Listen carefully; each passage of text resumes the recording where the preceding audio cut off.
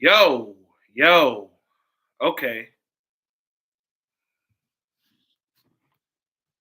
I can see. I can see the dots on everything. Yep. Let's do this. So we back once again. It's your boy, this your motherfucking boy. And we are here to talk the NBA box scores. Yeah, this was a fun night. Not even gonna hold you. This was a fun ass night in in the NBA. A lot of things happened. Oh yeah, just want to let y'all know, the top 25 female artists 2.0, female rappers, I should say. That shit's coming soon. Yeah, should be up. Then put out my King Known Award winners. Solo videos for each award's gonna be out very soon. So we're doing this shit right before November and whatnot. So without further ado, let's get to it. All right, so first on the board is my Detroit Pistons getting embarrassed by the Cleveland Cavaliers. We just can never beat these dudes. Like on any given night, we could just never beat those guys for some reason. I don't understand. I don't know why, but yeah, we down bad against them. Like it's just something. Just I don't know, man. We just can't beat them. But the Cavaliers beat the Pistons 116 to 95. Jarrett Allen had 20 points. Evan Mobley had 15 points and 11 rebounds. Donovan Mitchell had 35 points, 13 of 18. Watch Donovan Mitchell score like 15 the next game. Yeah, I'm hating. I don't care. So Kate Cunningham had the worst game that he's had in a very long time. I think he's gonna bounce back expeditiously next game. I think so, bro. I mean, 12 points on 3 of 14, 1 of 7 from 3. Not good. Not a good sign. My thoughts about this. I mean, Cleveland did what they were supposed to do. I mean, they're 3-1 right now. Detroit's 2-2. So we don't know exactly what it is. But I know what it is. Okay, yes, they miss Ivy, but they also miss Malik Beasley. They missed Tim Hardaway Jr. They missed Dennis Schroeder. These were guys that were very crucial in Detroit's playoff run and Detroit's turnaround last year. And now Detroit's running around like chickens with their heads cut off because most of the team is hurt. I think that they need to give more minutes to Chaz Lanier. He's the best shooter on the team, in my personal opinion. I understand that he's a rookie and such, but they have to take that suggestion. You understand what I'm saying? Like they gotta put the guy in the game. Like if we can't sign anybody, that can just flat out shoot, like Beasley is still under investigation, and the Pistons just won't sign him for some reason. I heard that they were looking at Ben Simmons and campaign. It was a rumor that they were looking at Ben Simmons. I don't know for what. That motherfucker can't shoot. Then I heard they were looking at campaign. Campaign would be a great replacement for Schroeder. He doesn't defend like Schroeder, but he could just, he can catch fire at any moment. He's a fire starter. If you looking for a word to describe that boy, he a fire starter. But yeah, this is just embarrassing. Nothing more, nothing less. And then some of the turnovers by the Pistons were circus-like, cartoonish, and they definitely didn't deserve to win this game. Now, next up, a big shocker as Philly is 3-0 to start the season. I understand that teams being single digit and 0 in the 82 game season is retarded, but at the same time, it's some hope there. as the Philadelphia 76ers defeated the Orlando Magic 136 to 124. Paolo Banchero, 32 points, 10 to 18 from the field. Franz Wagner, 22 points. Desmond Bain, 24 points. Jalen Suggs, 12 points. Wow, where did it go wrong here? Because it seemed like Orlando was in position to win the game. Even Anthony Black had 14 points off the bench. So here's the difference. Tyrese Maxey had 43 points and 8 assists. Tyrese Maxey, it's time. I've been telling y'all. I've been saying this. I've been a broken record by saying that Tyrese Maxey is the number one option of this team. And from now until the end of his career, I think that's just going to be what it is. This is no longer Joel Embiid's team. He's not really a leader. I think Tyrese Maxey has more leadership qualities than Joel. But 43 points is insane. Then you got Kelly Oubre with 25 points, 10 rebounds, and 4 assists. You had VJ Edgecombe, the rookie. Hey, man. VJ Edgecombe is a threat to Cooper Flagg for Rookie of the Year. We're going to get to him in a moment. But, yeah, he's a major threat for Rookie of the Year. 26 points and 7 assists of his own. Like I told you, man, this is baby Oladipo. And then you got Quentin Grimes, 14 points. Insane. Next game on the floor.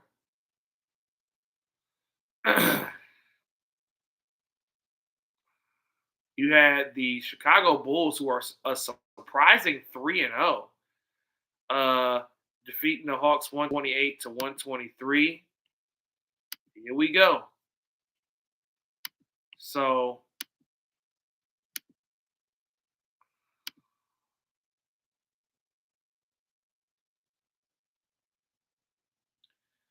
we had Jalen Johnson with 25 points, Kristaps Porzingis 27 points, Trae Young 21 points, 17 assists, but shot 1 of 10 from 3 and 7 of 22 from the field. We've seen where the weakness lies. It's in Ice Tray shooting. Onyeka Okongwu, 18 points, 10 rebounds off the bench. Nickeil Alexander-Walker, 17 points. Where did this shit go wrong? Chicago had 8 niggas in double figures. I can see why it would go wrong. You had Matas Bucelis, 16 points, and Nikola Vucevic, 17 points, and 17 rebounds and 9 assists. Almost fucked around and got a triple-double. Then you had Josh Giddey with 18 points, 5 assists, and 13 rebounds. You had Patrick Williams even looking like something with 12 points. Ayo Dosunmu, 21 points, 7 assists, 10 from the field. Kevin Huerter, 15 points. So the Bulls just had more well-rounded scoring than the Atlanta Hawks. I think it was just simple as that. Who could outscore each other and who got the ball last. I think that's what that matchup was really all about.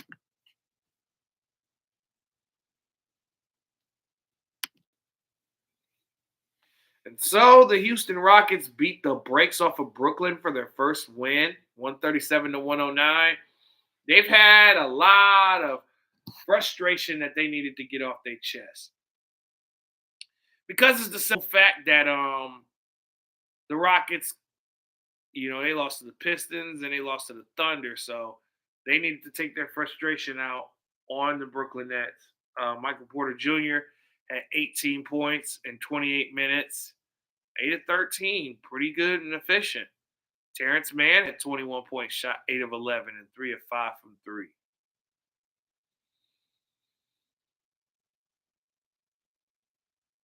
Day'Ron Sharpe, 17 points, 12 rebounds. But you had 6 niggas in double figures for the Houston Rockets. You had KD with 19. You had Alperen Sengun with 21 points. The star of the night was Tari Eason. He had 8. He had 22 points, shot 8 of 12 from the field, 5 of 7 from 3. He was doing everything that he was doing at LSU. I believe that's where he went.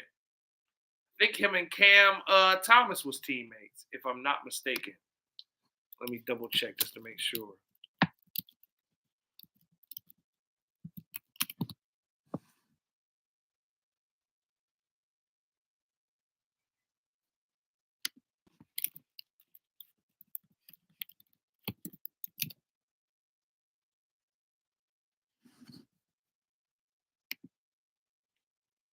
Well, um, they they weren't on the same team. They went to the same school. Okay, but still, um, yo, Cam Thomas only had 9 points. That's shocking to me. But yeah, man, not much of a game to talk about. Not much to see here. Oh shit. Yep.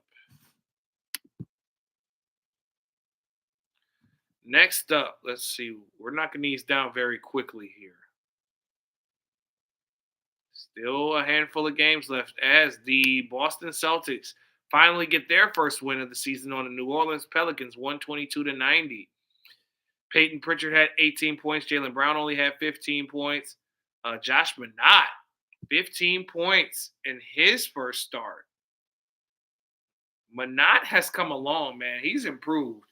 I think the Timberwolves are going to regret letting him go, but I think Jalen Clark was a better replacement for sure. Luka Garza, another guy that Minnesota let go, had 16 points and 6 rebounds. And then Anthony Simons, 25 points.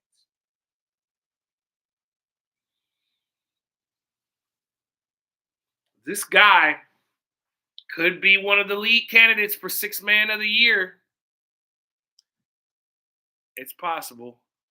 No Zion Williamson. He was out with a foot contusion. That's why they lost. Jordan Poole had 22 points. That seemed to be the only highlight for this team, with the others just contributing minor. So we can move on.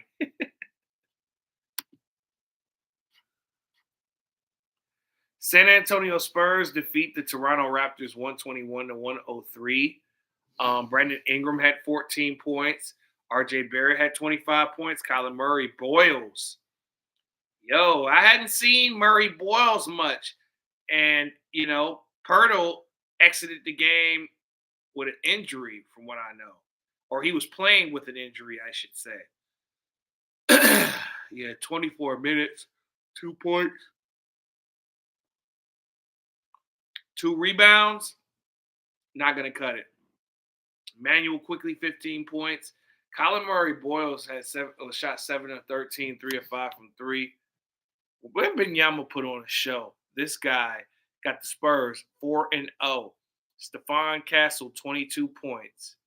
Wembanyama 24 points, 15 rebounds, 4 assists. Harrison Barnes 18 points, 5 assists. Crazy. And it's just a crazy contrast of the teams.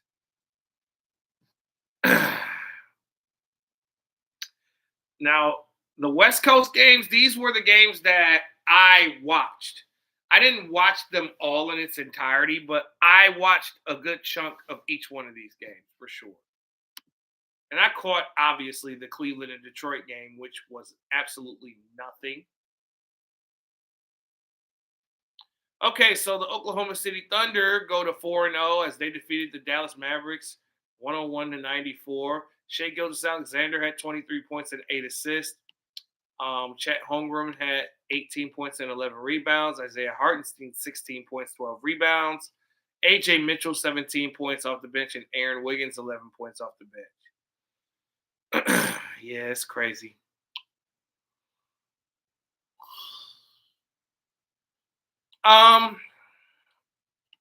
Anthony Davis had 26 points and 11 rebounds. PJ Washington, 15 points.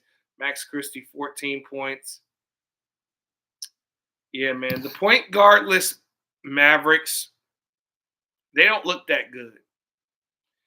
I just think that Cooper Flagg doesn't need to play point guard. And then Cooper Flagg shot 1 of 9, 2 points, his worst game of the season so far. He looked much more comfortable last game.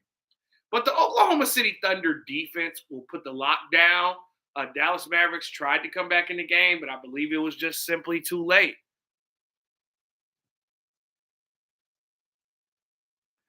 Just my thoughts.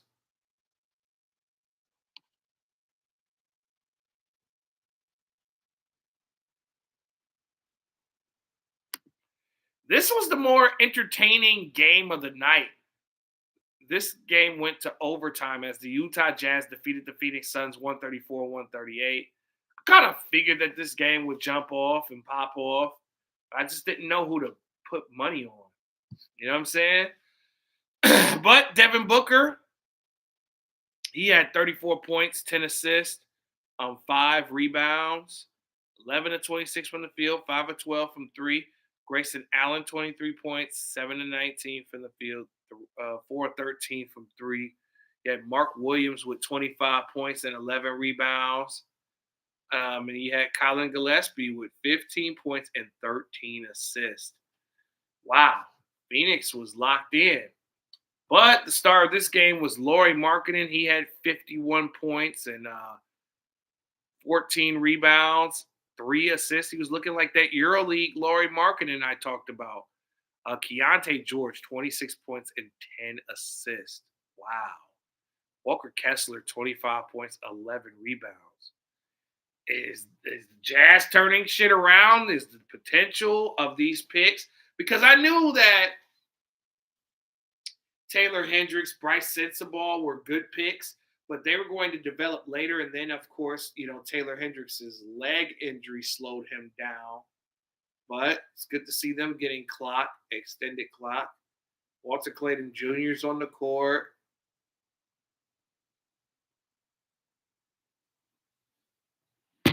But yeah, this was a very entertaining game, in my opinion.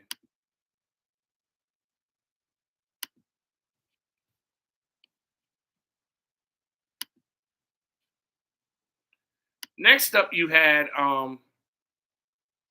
the Denver Nuggets defeating the Minnesota Timberwolves 127 to 114. Minnesota was out the services of Ant-Man. He fucked his hamstring up the other day. Jamal Murray, 43 points, 6 rebounds, 16 of 29 from the field, 5 of 9 from three. That dude got the green light. Nikola Jokic, 9 of 10 from the field, 25 points, 19 rebounds, and 10 assists. This dude is a stat machine. He is a good one. Tim Hardaway Jr. had 20 points off the bench. He really wrecked the Minnesota Timberwolves. They could not defend that dude one-on-one. On the Minnesota side of things, Jaden McDaniels, 25 points, 10 of 16 from the field. Julius Randle, 24 points. Naz Reid, 18 points. Still not necessarily enough help.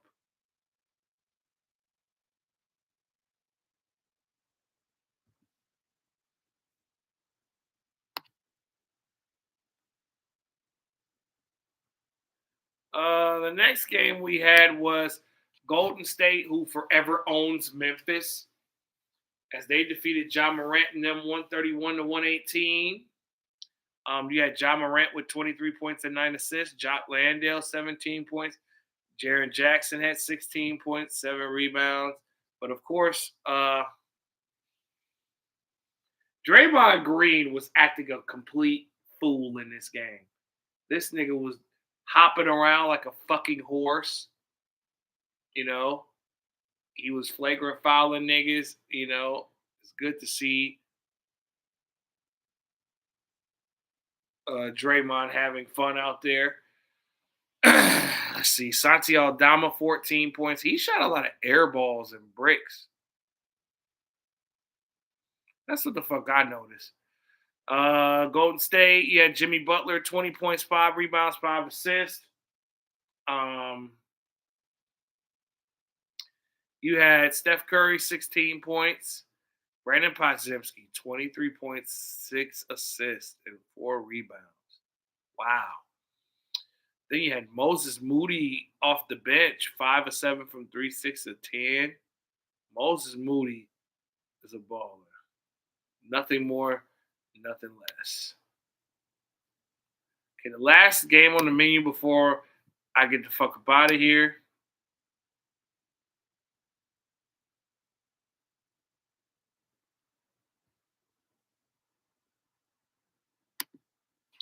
All right, so the Portland Trailblazers beat the Los Angeles Lakers 122 to 108.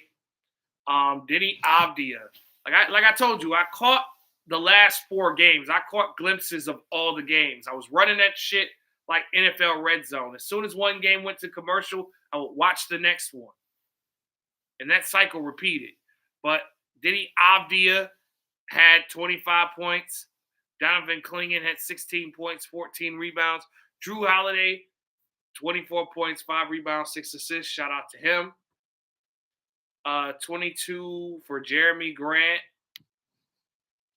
This is a team that if they had like a superstar player and superstar if they had like a superstar on this Portland team, I think they'll take it to the next level. But, you know, they held it down against the Lakers, who are without Luka and LeBron. Obviously, Luka was out for is going to be out for at least a week. Rui Hashimura, 16 points. Jared Vanderbilt, 14 points, 8 rebounds.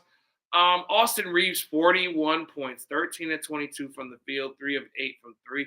Dalton Connect, 16 points, 5 of 13 from the field, 2 of 8 from 3.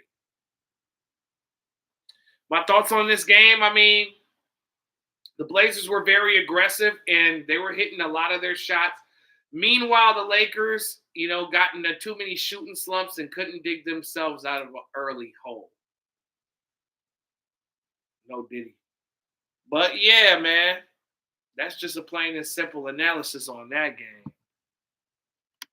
Lakers just simply didn't have enough for Boston. I mean, Boston had not Boston, but for Portland. I'm sorry,